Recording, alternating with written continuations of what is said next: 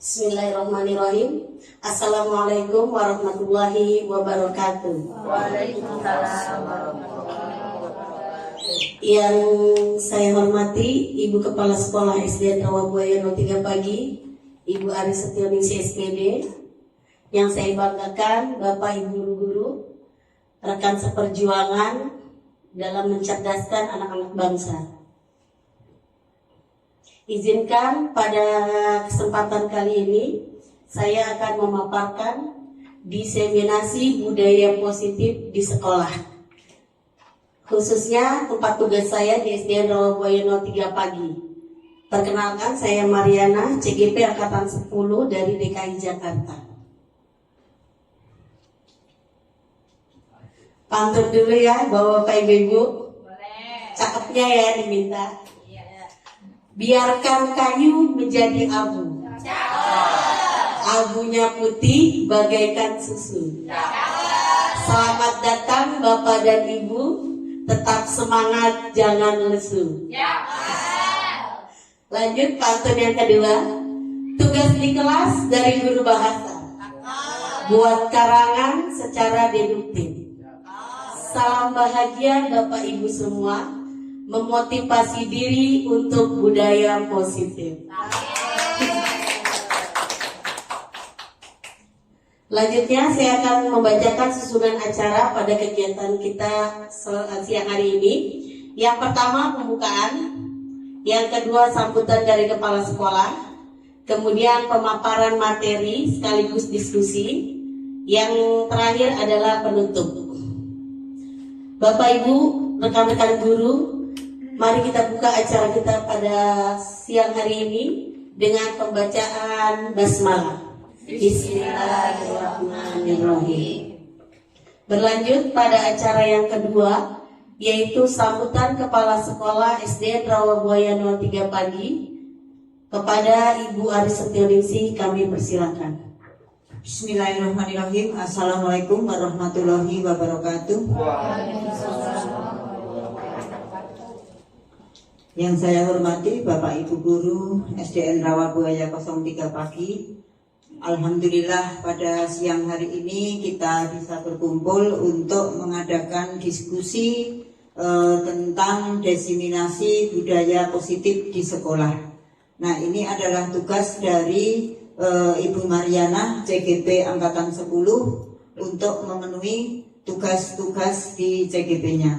Untuk itu marilah dalam kegiatan ini, diskusi ini, marilah kita ikuti dengan baik-baik supaya apa yang disampaikan Bu Mariana nanti bisa membuahkan hasil dan membawa kita ke arah yang lebih maju lagi. Untuk itu acara diskusi ini marilah kita laksanakan secara serius ya. Serius kita laksanakan bersama-sama. Kemudian nanti rangkaian kegiatannya kita kerjakan dengan baik, kita simak dengan baik. Kemudian nanti hasilnya supaya membawa hasil yang lebih baik. Nah, marilah kegiatan ini kita mulai supaya ke depan bisa berjalan dengan lancar. Marilah Bapak Ibu kita ikuti paparan dari Bu Mariana. Dari saya cukupkan sekian. Assalamualaikum warahmatullahi wabarakatuh. Yang melatar belakangi dari pemaparan saya yaitu rencana aksi nyata yang belum menyeluruh tentang pemahaman warga sekolah, khususnya guru, tentang konsep-konsep inti budaya positif. Apa saja sih yang ada di budaya positif ini? Ada disiplin positif, motivasi perilaku manusia, posisi kontrol guru, pembuatan keyakinan kelas, dan penerapan segitiga restitusi. Jika seluruh konsep inti tersebut dipahami oleh seluruh warga sekolah, maka budaya positif akan terbangun di lingkungan sekolah. Tujuan dari pemaparan ini adalah meningkatkan pengetahuan dan pemahaman mengenai budaya positif di lingkungan sekolah, serta terbentuknya motivasi internal pada peserta didik dengan membuat keyakinan kelas atau keyakinan sekolah. Tolak ukurnya adalah terlaksananya diseminasi konsep budaya positif di sekolah, terlaksananya pembentukan keyakinan kelas dengan kegiatan kesepakatan kelas antara wali kelas dengan peserta didik. Guru dan peserta didik memiliki komitmen untuk konsisten menjalankan keyakinan kelas yang sudah disepakati. Guru menerapkan penyelesaian masalah peserta didik dengan menggunakan segitiga restitusi. Lini masa melakukan koordinasi dengan kepala sekolah, kemudian melakukan koordinasi dengan para wali kelas, melakukan diseminasi budaya positif pada warga sekolah, melakukan penyusunan keyakinan kelas, melakukan pemasangan keyakinan kelas yang sudah disusun di kelas masing-masing. Dukungan yang diperlukan yaitu dukungan dari kepala sekolah pastinya, kemudian dukungan dari para wali kelas, dukungan peserta didik, rekan sejawat, adanya perlengkapan membuat keyakinan kelas tersebut. Konsep-konsep inti budaya positif. Ini yang akan kita bahas pada siang hari ini. Perubahan paradigma belajar, disiplin positif, nilai-nilai kebajikan, kebutuhan dasar manusia, motivasi perilaku manusia, hukuman dan penghargaan, keyakinan kelas, 5 posisi kontrol, segitiga restitusi. Perubahan paradigma belajar. Ini dia Bapak dan Ibu. Pembelajaran paradigma baru adalah pembelajaran yang dirancang berdasarkan prinsip pembelajaran berdiferensiasi sehingga para murid belajar sesuai kebutuhannya untuk mewujudkan profil pelajar Pancasila. Udah hafal nggak Bu profil pelajar Pancasila? Ayo kita berdiri dulu biar agak segar. Kita nyanyikan profil pelajar Pancasila. Gimana? Pelajar Pancasila beriman dan bertakwa pada Tuhan yang esa dan berakhlak mulia, berkebinekaan global, gotong royong mandiri, kreatif dan bernalar kritis. Ulang yuk. Boleh ya, ulang ya. Biar agak seger nggak ngantuk. 1, 2, 3. Pelajar Pancasila beriman dan bertakwa pada Tuhan yang esa dan berakhlak mulia, berkebinekaan global, gotong royong mandiri, kreatif dan bernalar kritis. Silakan tangan masukkan dulu. Ya, silakan duduk kembali. Teori kontrol menurut Dr. William Glaser, miskonsepsi tentang teori kontrol. Pertama, ini yang biasa, yang sudah kita miskomunikasi ini, yang ini kita sebagai pengajar. Pertama, ilusi guru mengontrol murid. Oh, saya guru, saya bisa dong mengontrol murid saya. Ternyata itu miskonsepsi buat kita. Yang kedua, ilusi bahwa kritik membuat rasa bersalah mampu menguatkan karakter. Kalau kita bicara ke siswa kita, nah ketika siswa kita itu merasa bersalah, itu akan menguatkan karakter dia. Kita beranggapan, oh dia udah merasa bersalah nih dari wajahnya. Seperti itu kan?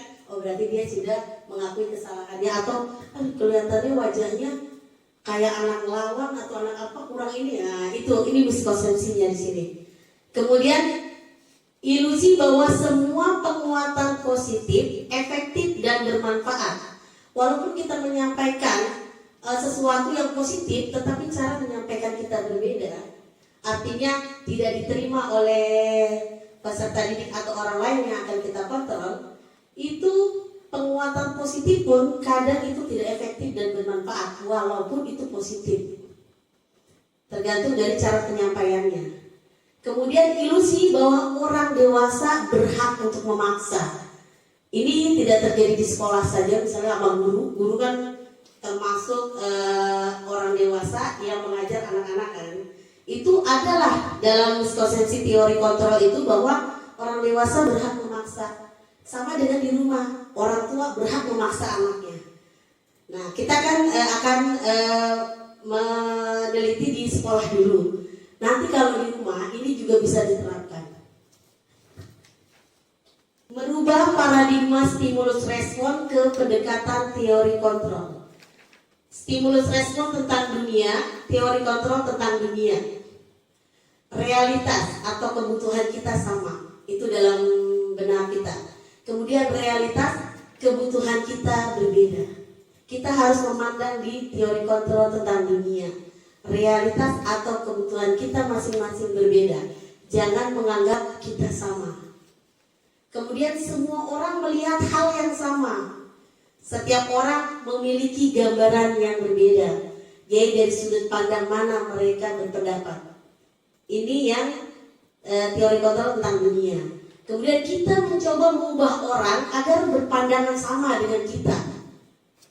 Seharusnya kita berusaha memahami pandangan orang lain tentang dunia. Kemudian perilaku buruk dilihat sebagai suatu kesalahan. Nah, teori kontrolnya yang terbaik, semua perilaku memiliki tujuan. Orang lain bisa mengontrol saya, hanya Anda yang bisa mengontrol diri Anda sendiri. Saya bisa mengontrol orang lain, Anda tidak bisa mengontrol orang lain. Jadi seharusnya dan sebaiknya saran terbaik adalah teori kontrol tentang dunia. Jangan stimulus respon. Karena kalau yang bagian bawah ini Anda tidak bisa mengontrol orang lain. Iya. Karena kita harus mengontrol diri kita sendiri. Seperti itu. Disiplin positif. Salah satu cara penerapan disiplin positif yang memiliki tujuan untuk menumbuhkan kesadaran dan memberdayakan peserta didik tanpa imbalan atau reward, ancaman atau hukuman. Ini disiplin positif. Jadi tanpa ada imbalan, atau kan kalau guru sekarang pokoknya kalau yang masuk hadir lebih dulu di kelas dapat bintang. Nah seperti itu bukan tidak baik tapi tidak disarankan. Atau ancaman, oh saya yang mau hadirnya telat ya, itu nggak bisa. Atau juga hukuman, yang hadirnya telat lari 10 kali di lapangan. Nah ini yang tidak dianjurkan. Sebagai pendidik, tujuan kita adalah menciptakan peserta didik yang memiliki disiplin diri, sehingga mereka bertindak sesuai dengan nilai-nilai kebajikan dan memiliki motivasi intrinsik dari dalam diri siswa sendiri dalam perubahan perilaku ke arah yang lebih baik. Nilai-nilai kebajikannya seperti apa? Ini dari The Virtuous Project, proyek nilai-nilai kebajikan: peduli, keterus-terangan, kebersihan, komitmen. Nah dari semua ini termasuk nilai-nilai kebajikan yang ada banyak contohnya. Saya mengambil yang ini. Kebutuhan dasar manusia. Segala sesuatu yang kita lakukan untuk mendapatkan apa yang kita inginkan dan semua usaha terbaik kita adalah dalam rangka memenuhi kebutuhan dasar kita. Ini kebutuhan dasar manusia. 5 kebutuhan dasar manusia. Sini Bu. Pertama nih, bertahan hidup. Apa saja sih yang termasuk bertahan hidup? Makan, pakaian, tempat tinggal, keamanan, kesehatan. Kemudian kebutuhan dasar manusia apa lagi? Kasih sayang dan rasa diterima. Kasih sayang dan rasa diterima, contohnya disayangi, dipedulikan, berbagi, kerjasama, menjadi bagian dari kelompok.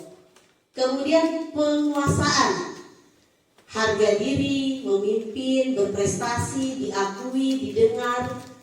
Lanjut kebebasan, mandiri, memiliki pilihan, mencoba hal baru, mengendalikan diri. Kemudian kesenangan, bermain, humor, antusias, tertawa. Ini semua adalah 5 kebutuhan dasar manusia yang mendasari mereka melakukan tindakan tertentu.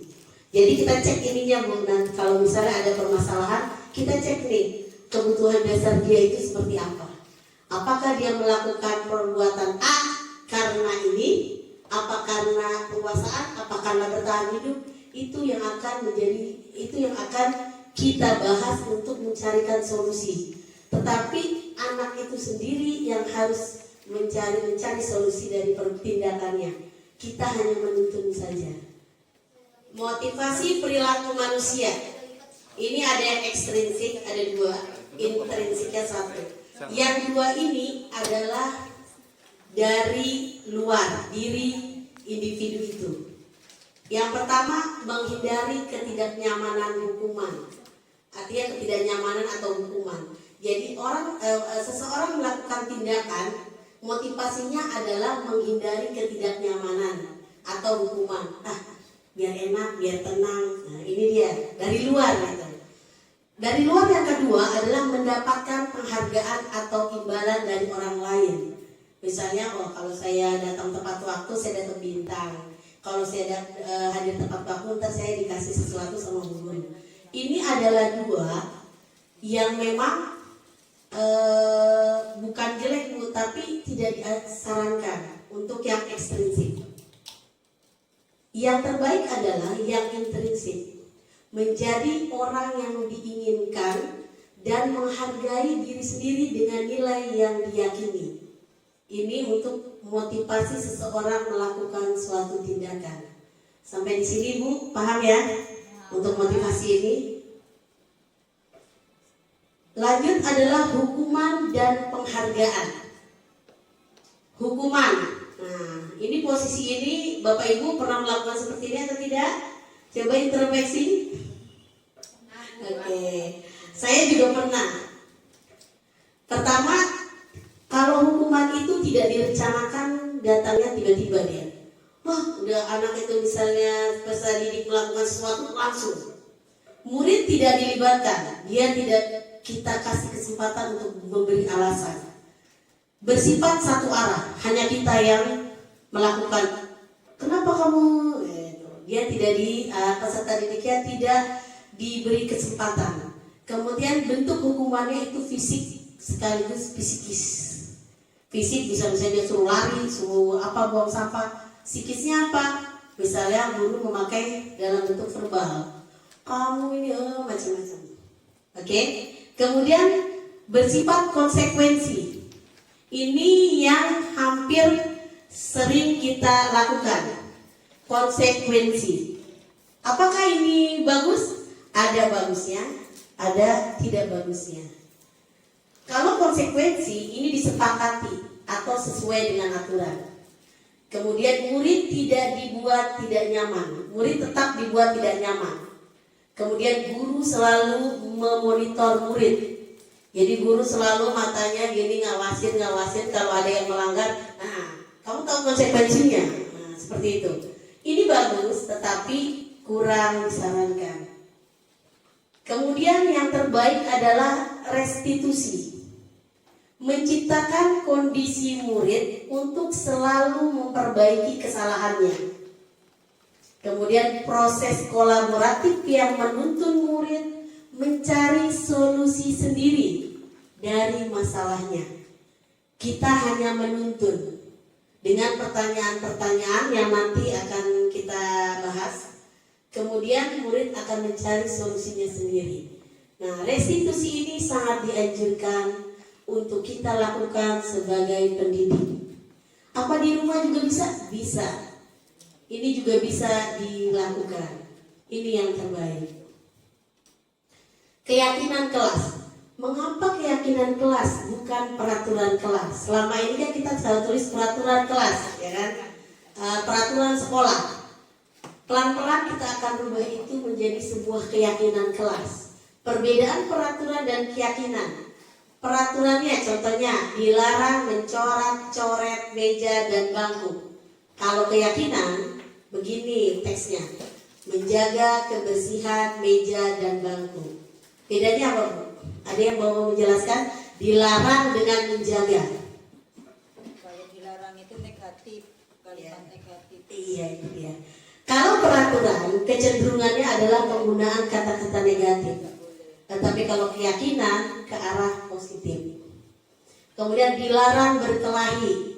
Kalau keyakinan saling menghormati teman. Paham ya Bu? Beda keyakinan dengan peraturan. Pembentukan keyakinan kelas. Ini saya sudah lakukan di kelas. Pembentukan keyakinan kelas. Keyakinan kelas bersifat lebih abstrak daripada peraturan yang lebih rinci dan konkret. Keyakinan kelas berupa pernyataan-pernyataan universal. Pernyataan keyakinan kelas senantiasa dibuat dalam bentuk positif. Keyakinan kelas hendaknya tidak terlalu banyak, sehingga mudah diingat dan dipahami oleh semua warga kelas. Keyakinan kelas sebaiknya sesuatu yang dapat diterapkan di lingkungan tersebut. Semua warga kelas hendaknya ikut berkontribusi dalam pembuatan keyakinan kelas lewat kegiatan curah pendapat. Jadi semua siswa kelas ini silakan saling berkontribusi. Apa sih yang mau kita disiplinkan di kelas kita? Ini siswa diberikan. Makanya di sini ada not-not ini yang ada di papan tulis. Ini adalah curahan-curahan dari siswa-siswa untuk membentuk keyakinan kelas di kelasnya sendiri. Kemudian bersedia meninjau kembali keyakinan kelas dari waktu ke waktu. Boleh nggak berubah? Boleh. Boleh berubah. Nggak harus kalau kita kan biasanya tata tertib setahun pakai itu lagi, kopi lagi. Itu ternyata boleh berubah, Bu. Tergantung dari kondisi kelasnya. Jadi dia boleh diperbaharui. 5 posisi kontrol, ini untuk guru. Pertama, penghukum.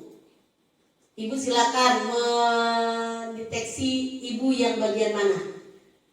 Yang kedua, pembuat merasa bersalah. Ini anak jadi merasa bersalah. Kemudian teman. Guru sebagai teman. Kemudian pemantau. Yang terakhir adalah manajer. Kita dianjurkan menjadi yang mana? Yang manajer. Tapi saya sendiri pernah berpengalaman menjadi pembuat merasa bersalah, teman, pemantau. Hampir semuanya, tapi yang ini jarang. Kalau saya selama ini pengalaman saya. Pembuat merasa bersalah ya, teman iya, pemantau iya. Tergantung dari tindakan yang dilakukan peserta didik itu. Kalau saya. Kalau peserta didiknya kadang-kadang dinasihatin aja udah nggak nerima, itu bukan kesini nih, kadang-kadang kesini udah nggak nerima, wajahnya udah begitu. Lanjut. Contoh penerapan 5 posisi kontrol guru. Kasusnya siswa terlambat hadir di sekolah tepat waktu. Ini yang penghukum nih. Ayo lari ke lapangan 10 putaran. Ini nggak ada di peraturan, nggak ada di apa, suruh lari aja. Ini tiba-tiba kalau penghukum. Pembuat merasa bersalah. Ini ngomongnya begini biasanya. Sudah berkali-kali Bapak Ibu bilang, kamu selalu saja mengecewakan. Ini arahnya adalah mengacu pada membuat peserta didik merasa bersalah. Kemudian sebagai teman, ayo dong ikutin aturan sekolah, tolong bantu Bapak Ibu sekali ini saja. Ya sudah tidak apa-apa. Lain kali jangan seperti itu ya. Nah ini yang temen nih, yang suka begini, silakan Bapak Ibu introspeksi dulu. Kita akan merubah itu, mudah-mudahan bisa berubah ke arah yang lebih baik. Sebagai pemantau, kamu sudah melanggar peraturan sekolah. Kamu tahu konsekuensinya. Setelah upacara kamu ke ruang guru ya. ini pemantau. Pemantau ini memang agak mendekati ke manajer karena dia memakai konsekuensi. Ada aturannya dan tata tertibnya. Ini yang pemantau. Menurut saya ketika saya sebelum mendapatkan materi ini, saya lebih ke pemantau. Aturannya begini, berarti kamu konsekuensinya seperti ini, seperti itu. Ternyata setelah lihat manajer, apakah kamu tahu kesalahanmu? Ini emang saya baru tahu ternyata seperti ini yang manajer itu. Apakah kamu tahu kesalahanmu? Menurutmu bagaimana kamu perbaiki kesalahanmu? Ini yang manajer ini adalah restitusi, cara restitusi. Nah, dari kelima posisi kontrol tadi, kira-kira Bapak Ibu kan sudah ada nih pembahasannya introspeksi. Apakah Bapak Ibu mau menjadi pemantau atau manajer atau yang penghukum membuat merasa bersalah atau sebagai teman? Ibu mau yang pakai yang mana? Jadi direktur.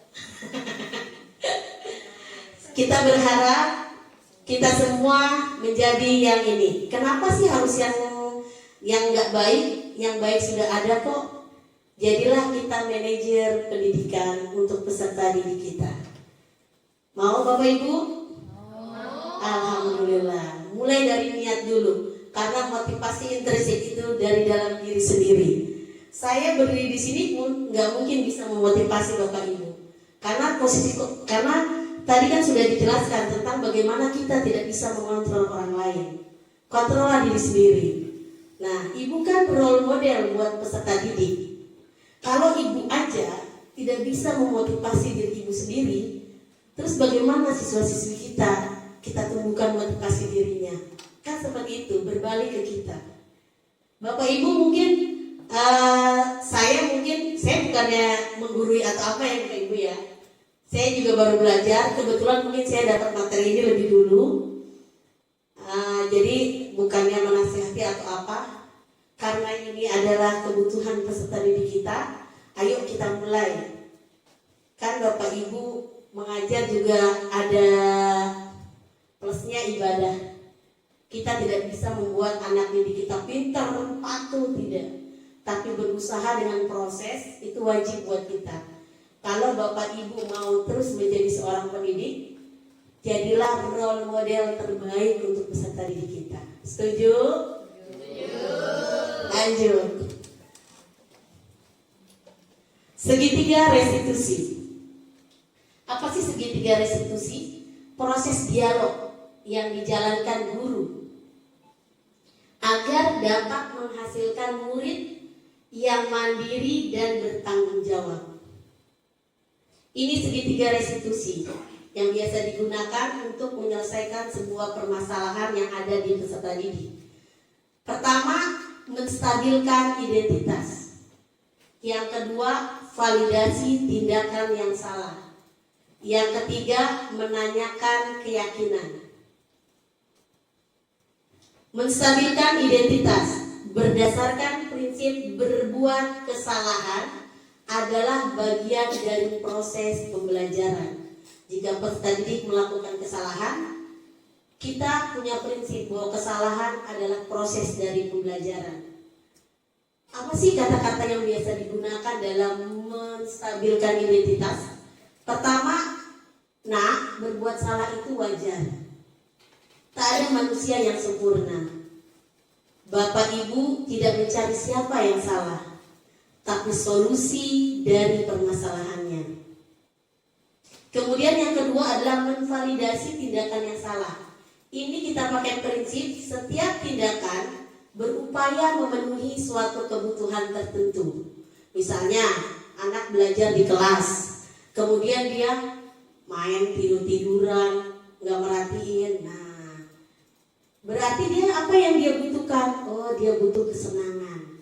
Tadi kita udah belajar tentang kebutuhan dasar manusia. Ini prinsip yang kita pegang. Memenuhi kebutuhan tertentu pasti dia melakukan tindakan itu. Nah, pertanyaan yang biasa kita ajukan dalam restitusi, kamu pasti punya alasan mengapa melakukan itu. Kamu patut bangga karena sudah melindungi sesuatu yang penting buat kamu. Ini misalnya ada barang temannya yang dicuri, dia marah, akhirnya dia mukul. Nah, misalnya dia melakukan itu, ini yang akan kita ajukan pertanyaannya. Tergantung kondisi kesalahannya ya. Kamu melakukan karena mempertahankan sesuatu yang penting bagimu. Jadi dalam validasi tindakan salah ini jangan dengan kata-kata yang kenapa kamu lakukan ini? Gini, udah yang kasar jangan deh, karena ini akan siswa akan kena psikisnya. Yang ketiga adalah menanyakan keyakinan. Jadi keyakinannya sudah ada, keyakinan kelasnya. Prinsip teorinya adalah teori kontrol bahwa pada dasarnya kita termotivasi secara intrinsik dari dalam. Ini prinsip teori kontrolnya. Apa sih pertanyaan yang kita ajukan dalam menanyakan keyakinan? Nana, dari tindakan kamu, apa sih keyakinan kelas kita? Kita cari acuannya. Nilai-nilai apa yang telah kita sepakati di kelas? Seperti apa sih gambaran kelas yang ideal menurutmu? Kamu ingin menjadi orang yang seperti apa ke depannya? Ini menanyakan keyakinan. Dan keyakinan ini sudah kita buat di kelas. Penutup.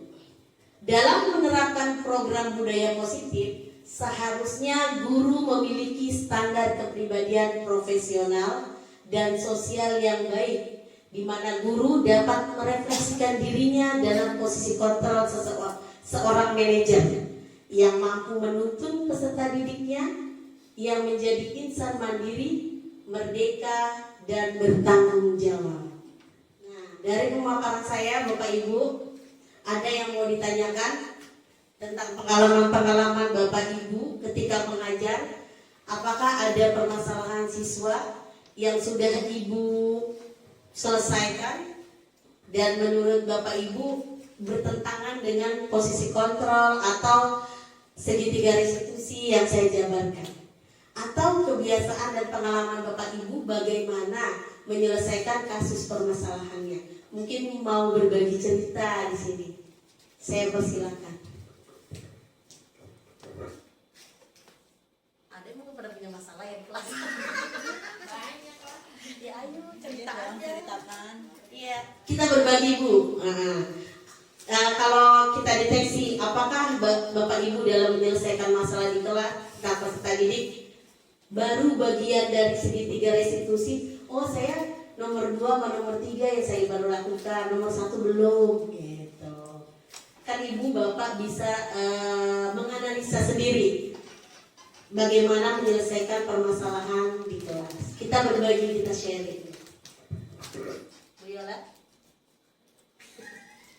Gak ada masalah di kelas ya?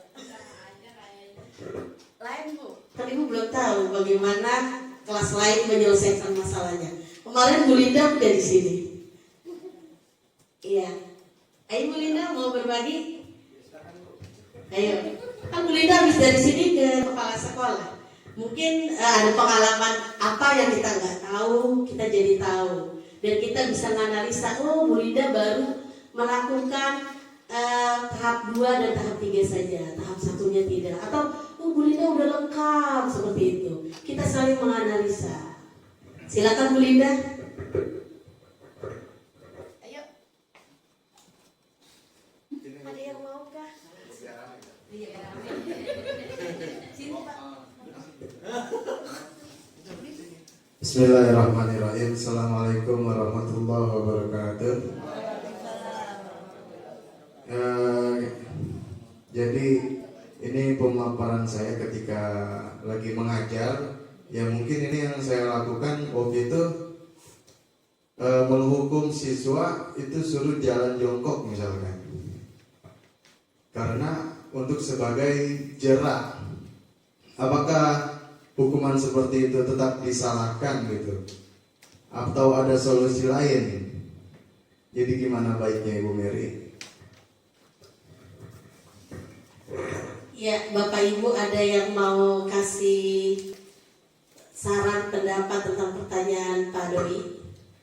Di posisi manakah dalam 5 posisi kontrol yang Pak Doi lakukan? Oh iya, penghukum kalau menurut saya Pak. Ya, itu penghukum. Karena Bapak dalam itu kan tiba-tiba terbesit dalam pikiran Bapak hukumannya begini, ya kan? Awalnya udah pernah kasih peringatan. Tapi kan Bapak tidak mempunyai aturan yang jelas. Gitu. Kalau itu kan ada aturan yang jelas, Bapak bisa jadi pemantau. Karena ketika melakukan ini konsekuensinya. Jadi Bapak nggak perlu, anak udah tahu tuh, iya.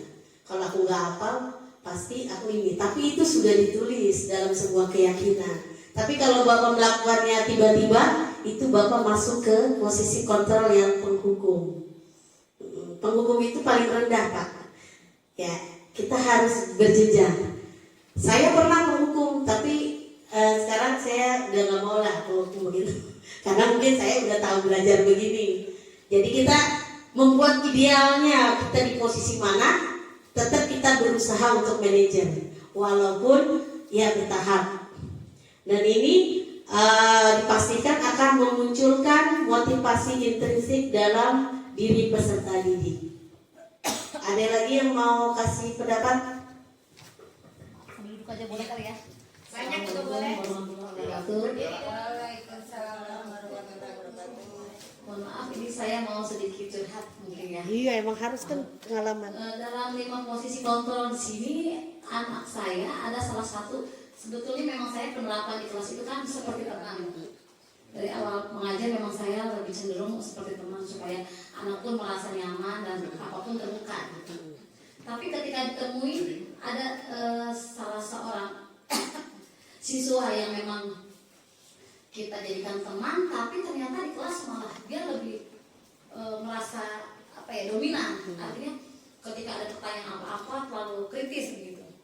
Kok lama-lama di kelas saya jadi yang terdakwa gitu, jadi yang lebih dominan siswa gitu. Dan artinya di situ saya ada sedikit apa ya, defend, karena kita kan sebagai pengajar itu harus jauh-jauh dari kata perundungan, kata hukuman. Akhirnya di situ peran saya itu agak lebih di bawah si murid gitu. Nah, langkah apa yang harus saya lakukan?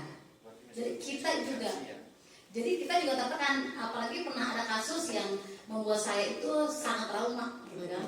Ketika menemukan siswa yang lebih frontal gitu, lebih kritis lah gitu di kelas. Akhirnya kita kan untuk meredakan itu semua diam, memberikannya apa, denialnya itu dengan cara defend aja gitu kan. Tapi lama-lama kok jadi kayak kita nggak punya power sebagai guru di kelas. Sedangkan untuk menghukum itu bukan tipe saya pula gitu. Apa yang harus saya lakukan? Mungkin itu saja. Terima kasih. Wassalamualaikum warahmatullahi wabarakatuh. Waalaikumsalam. Silakan Bapak Ibu yang mau memberikan saran atau pendapat tentang kasus yang terjadi pada Ibu Pipi. Ayo Bapak Ibu, kita diskusi. Ibu mungkin? Ibu Gersa? Iya.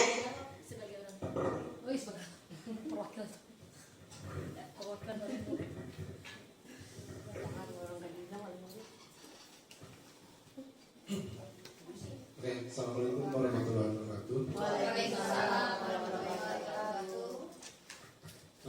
Saya sebagai orang tua murid sekaligus guru juga. Ini masalah mengenai anak ya, termasuk anak saya. Anak saya tuh punya apa ya? Suka tanya, nih, kenapa sih kalau saya berjahit, terus kadang guru itu misalkan kayak tadi, maaf ya bilang tadi kayak jalan tol. Jalan tol. Nah, apa sih fungsinya jalan tol? Gitu. Nah, di fungsi jalan tol kan banyak macam-macamnya. Gitu. Ada yang bilang untuk biar nggak macet, untuk memperlancar apa jalanan. Nah, kalau nggak salah dia ngomong bebas hambatan. Nah, di situ anak saya nanya, kok saya disalahin ya? Kan tol itu bebas hambatan juga kan begitu. Kata saya, ya gitu. Terus kenapa saya disalahin? Nah, tua gitu sama guru yang berbeda. Nah, bagaimana sikap saya buat anak saya itu supaya mungkin kok ini tuh guru kok beda gitu, padahal yang satu emang nggak ngajarin anaknya, yang satu ngajar anak saya. Paling gitu. Ya, kasih. Dua guru yang berbeda. Beda kan? Iya, ada yang mau kasih pendapat? Kita sharing aja. Bapak Ibu mungkin udah paham ya bagaimana 5 posisi kontrol. Memang ini dibentuk posisi kontrol ini untuk menumbuhkan motivasi dalam diri siswa, dalam diri. Memang tidak ini jangka panjang. Jadi kalau kita mau balikin gitu, mulai dari kelas kecil, terus dia akan di kelas 2, 3 itu akan semakin baik dengan guru-guru yang sudah paham bagaimana menumbuhkan motivasi intrinsik pada diri peserta didik. Jadi kelas 6 nanti dia sudah matang. Kelas 5 pun, kelas 4 pun udah matang. Bertahap dari kelas kecil. Kalau kita sebagai guru sudah tahu nih yang penghukum kayak apa, kan tadi sudah dijelaskan kan, bagian penghukum tuh orangnya kalau ngomong kayak gimana, apa-apa, juga pembuat merasa bersalah, teman, pemantau, manajer, dan Bapak Ibu pilih. Otomatis dong, kita kalau pilih kan yang sempurna, yang terbaik, pasti kita mau ke manajer. Tapi pemantau itu juga harus, karena kan memang langkahnya ada. Dan caranya adalah memunculkan motivasi intrinsik untuk peserta didik kita, dimulai dari bagaimana kita memberikan solusi atau penyelesaian atas kasus tertentu dari anak didik kita. Sebagai teman iya harus, karena gak mungkin kita galak gitu, anak gak ada yang mau ngobrol sama kita. Iya, dianjurkan untuk tidak membuat merasa bersalah mereka, tapi ajak dia bicara. Nah, untuk kasusnya Bu Pipi pasti sebagai seorang guru dengan pemaparan saya, pasti Bu Pipi, oke, Bu Pipi sebagai teman penghukum pernah ya? Menghukum insya Allah sih enggak. Enggak, penghukum udah enggak Bu Pipi, udah bagus. Mungkin kita masih membuat merasa bersalah iya, pemantau iya, teman iya. Nah, kita tidak ingin segala sesuatu, saya bukan juga cari, maksudnya tidak semua pertanyaan bisa saya jawab secara langsung, karena Bapak Ibu pun bisa menganalisa bagaimana tahap-tahap kita untuk menjadi seorang manajer. Coba diitin lagi Bu, ya, yang manajer.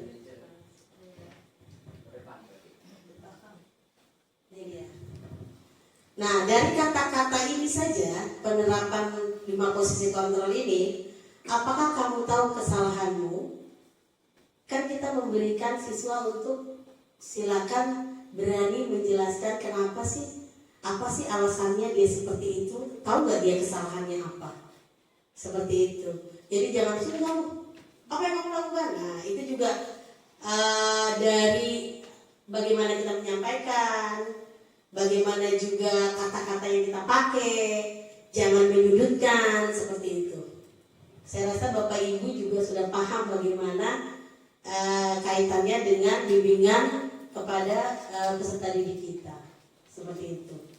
Kalau Pak Dedi berbeda gitu ya. Menurut Pak Dedi yang terbaik itu yang mana? Saya kan salah. Nah, Bagaimana saya itu sebagai, ya kan saya juga guru juga. iya.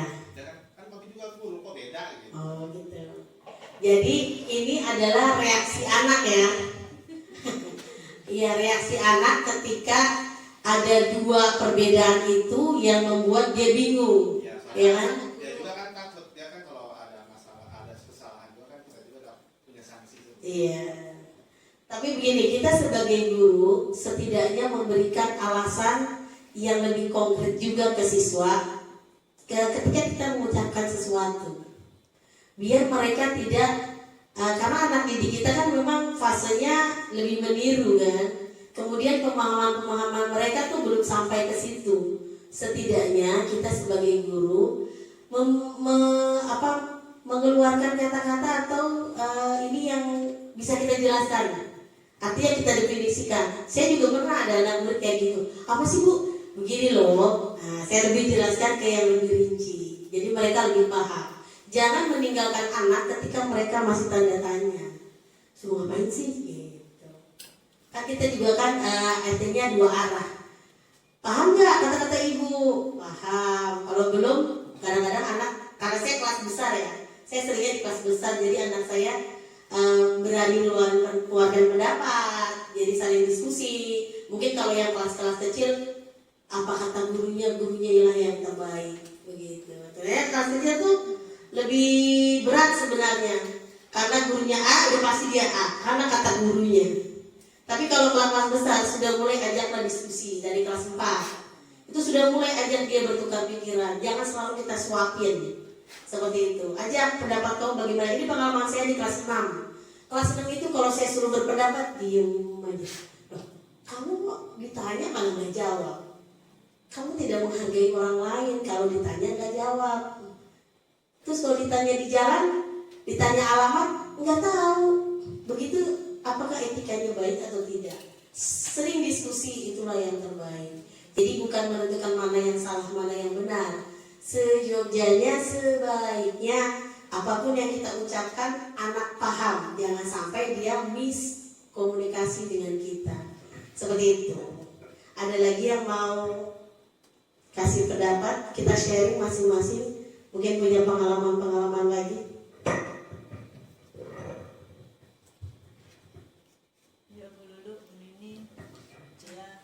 Nanti kalau misalnya itu kita kan bisa terus sharing di acara Selasa Kombel, iya Pak. Nah, kayak kemarin ada kejadian tuh kan pungutan Pungli. Kan kemarin ada dapat apa CRM ya, laporan Iya. pungli. Nah, bagaimana sebagai seorang guru gitu, dia nggak kejadian begitu lagi. Sedangkan guru udah kasih tahu, nggak boleh ada pungli, nggak boleh ada kas-kasan. Tapi di belakang tetap aja begitu gitu. Nah, bagaimana caranya gitu? Nah, biar nggak begitu gitu. Biar nggak ada pungli. Ya, ada pungli. Iya. Kan ada lagi begitu lagi. Iya. Udah ini ada lagi. Gitu. Perasaan itu guru kan tiap Tahun. tahun. Ya, gimana Bu Aris mau membahas tentang pungli di sekolah? Ada masukan saran? Kalau tentang pungli itu nggak usah pakai Gak apa-apa. Ya udah dikap. Kan tanya. Dikap. Kalau untuk pungli ya Bapak Ibu, memang kita sudah ada edarannya, dilarang gratifikasi, kemudian pungutan liar dan lain-lain. Itu sudah ada surat edaran, dan kemudian kita sebagai stakeholder sekolah yang sudah menyampaikan terutama kepada wali murid atau orang tua murid kita, kemudian kepada komite kelas, ke komite sekolah. Tetapi setelah kita kasih tahu, kita sosialisasikan itu, ternyata di luar sana tanpa sepengetahuan oleh guru sama kita semua, ternyata masih ada secara diam-diam yang itu dilakukan di luar sekolah. Nah itu kan di luar kemampuan kita ya itu. Nah kalau seperti itu ya sebenarnya kita ya nggak bersalah, tetapi karena itu kaitannya masih hubungannya dengan sekolah, jadi bagaimanapun kita tetap terbawa gitu. Nah itu kan ibaratnya yang sebagai pelakunya kan komite-komite kelas itu yang kejadian yang dicontohkan kemarin itu. Nah itu sekolah sebenarnya juga nggak tahu gitu, tapi ketika ada satu orang siswa yang tidak setuju, yang tidak mau dan merasa keberatan dengan adanya pungutan itu, dan pungutan itu pun tidak ada rincian yang jelas keperuntukannya untuk apa, berapa jumlahnya, seperti itu.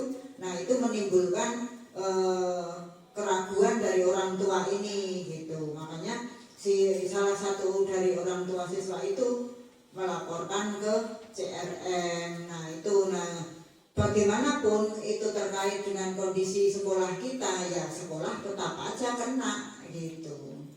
Nah kalau untuk itu ya paling nanti ada surat cinta dari Sudin, begitu, dari atasan kita, begitu kita dipanggil lagi, kemudian di BAP lagi, ya seperti itu jalan ceritanya.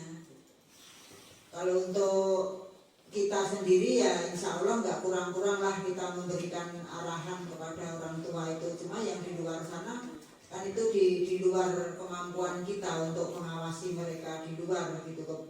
Kemudian transaksinya itunya juga kan di luar sana yang tanpa sepengetahuan kita, karena di sekolah pun orang tua itu kan jarang yang berkerumun, yang berbondong-bondong ke sekolah kan jarang gitu. Kalau pagi aja nganter pulang paling hanya 1-2 yang nungguin. Jadi untuk di situ kan juga kita nggak curiga bahwa orang tua itu ada transaksi membayar iuran dan lain-lain, kita nggak curiga gitu.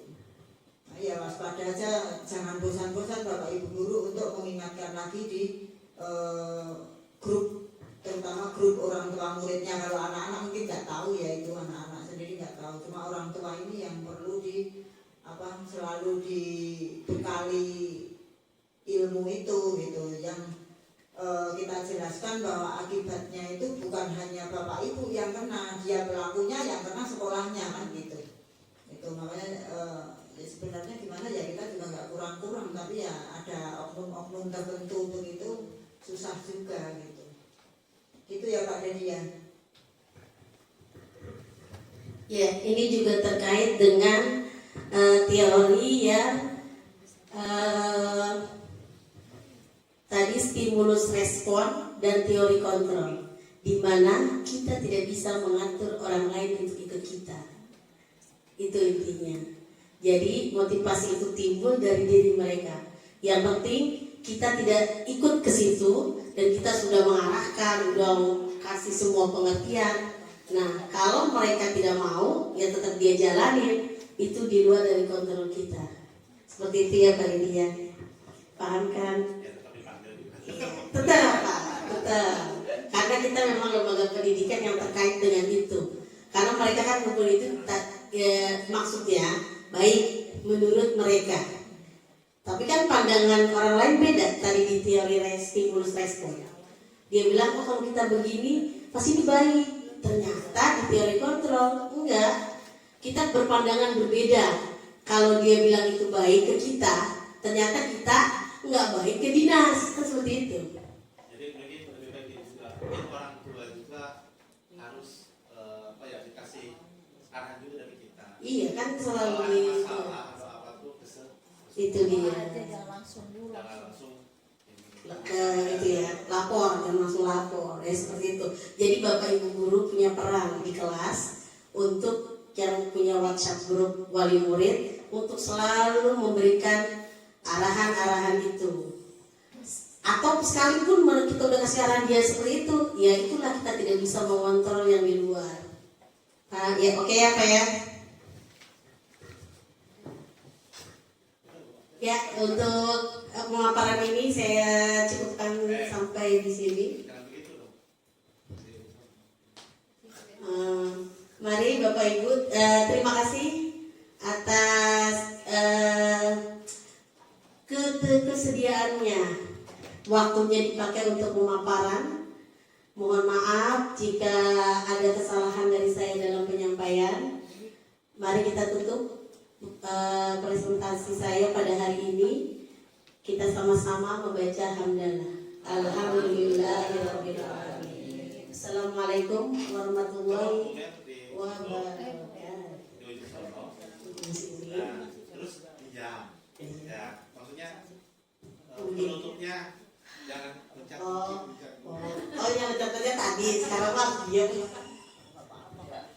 ngomong nih. Ya. Terima kasih kepada Bapak Ibu guru juga Ibu Kepala Sekolah atas waktunya dan kesediaannya untuk mengikuti pemaparan saya pada siang hari ini. Mohon maaf jika ada kesalahan dalam penyampaian. Saya mari kita akhiri pertemuan kita pada siang hari ini dengan membaca hamdalah. Alhamdulillahirabbil alamin. Wassalamualaikum warahmatullahi wabarakatuh. Waalaikumsalam.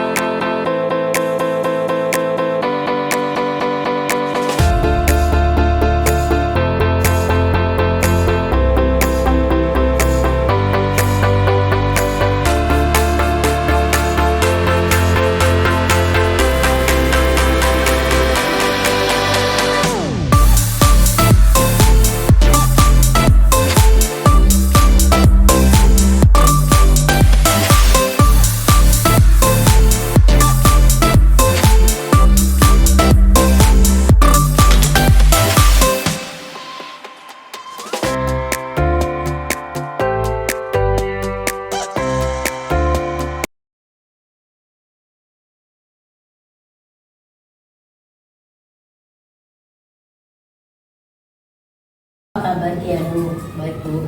Kianu, tadi Bu Guru melihat kamu ketika upacara bendera berbaris terpisah dari teman-teman kelasmu. Ya Bu. Coba jelaskan ke Ibu, mengapa seperti itu? Kianu, setiap manusia itu pasti pernah melakukan kesalahan.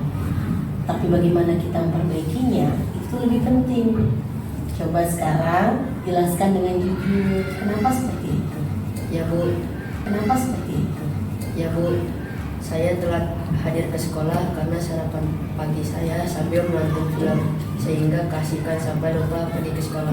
Oh gitu, jadi kamu sarapan pagi sambil nonton film. Ya Bu, Menurutmu sebaiknya apa yang harus kamu lakukan agar tidak terlambat? yang harus saya lakukan adalah saat sarapan pagi tidak sambil menonton film Jadi sebaiknya kamu nonton filmnya kapan? setelah sekolah. Bagus, tindakan yang baik untuk menyelesaikan masalah.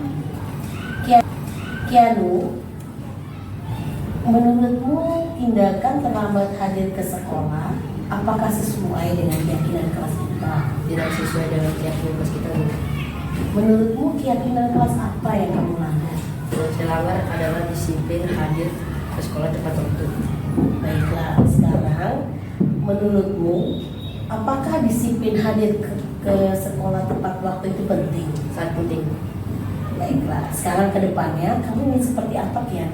Saya ingin lebih disiplin dan saat sarapan pagi tidak sambil menonton film. Ya, tepat sekali tindakan Kianu. Sudah mau memperbaiki diri menjadi lebih baik. Tetap semangat ya, Kianu. Ibu, saya juga sangat berterima kasih kepada Bu Mary karena sudah mengingatkan saya.